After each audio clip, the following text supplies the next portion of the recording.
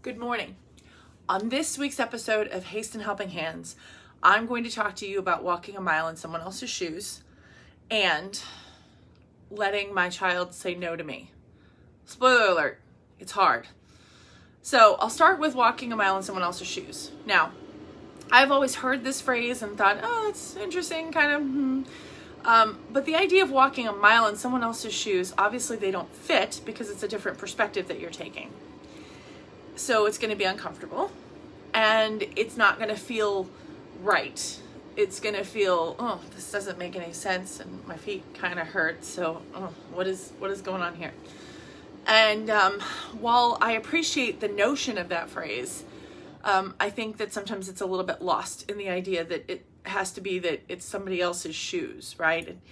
It can be so simple to shift our perspective. We just have to take a beat.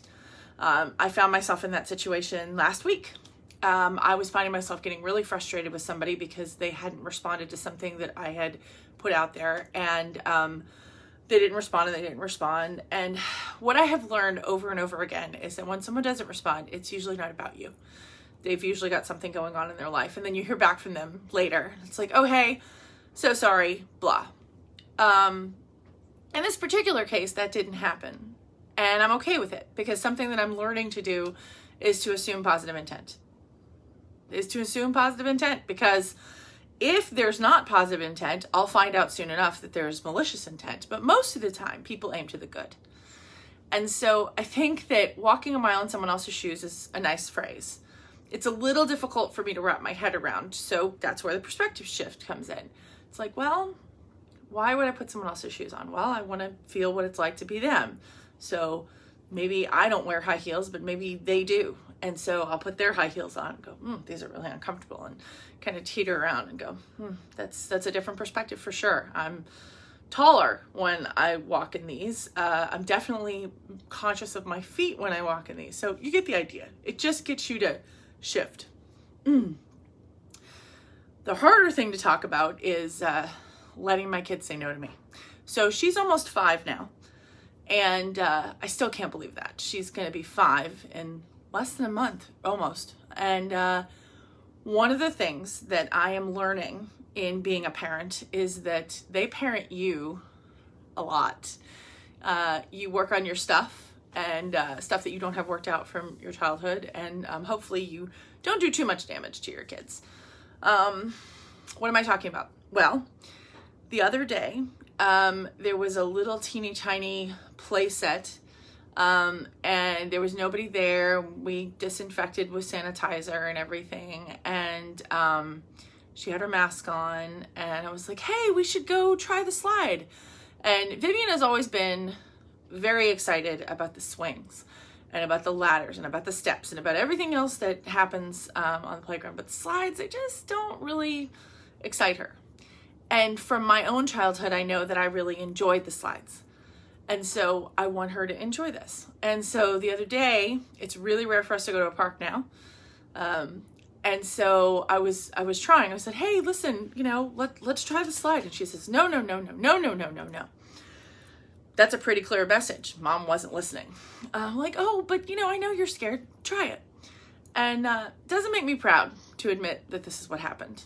But as in everything else, I'm a practitioner. I'm learning.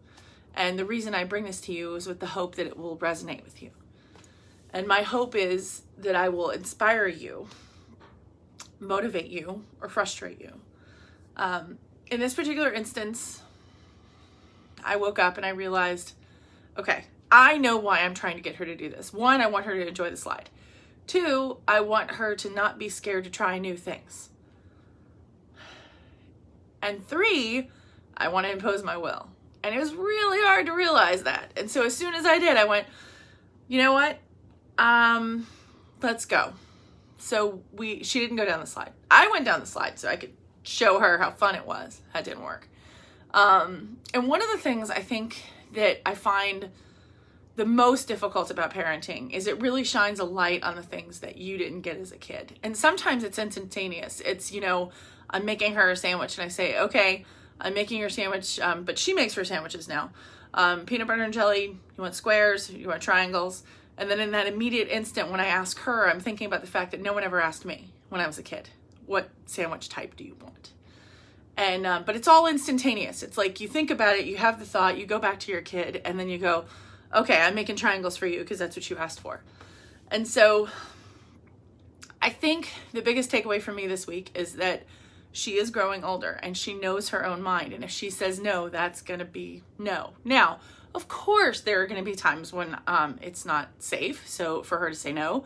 So I will impose my will there. But oh, it was hard. It was a hard lesson, folks. It was very difficult for me to step back and say, you know what?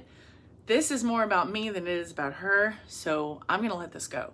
And maybe she'll enjoy the slide another time. Maybe she won't. But the lesson that I take away from that is that there are some things that just don't matter as much as we think. And that circles back to my other point, which is that whenever you don't get a response from somebody that you want, or it confuses you, or it doesn't make any sense, you should step back and reconsider where that might be coming from. Because you might, again, it might have nothing to do with you. Just like her saying no to the slide, she's not defying me. She doesn't want to go on the slide. It's that simple. So I hope that you will share this, subscribe, and like. My YouTube channel's right there. And as you walk into your day, tell me about a time when you realized that you were insisting on something, but you didn't know why, or a time that you walked in another person's shoes and how that helped you. So, ladies and gentlemen, this has been Haston Helping Hands, and I'm Jen Haston.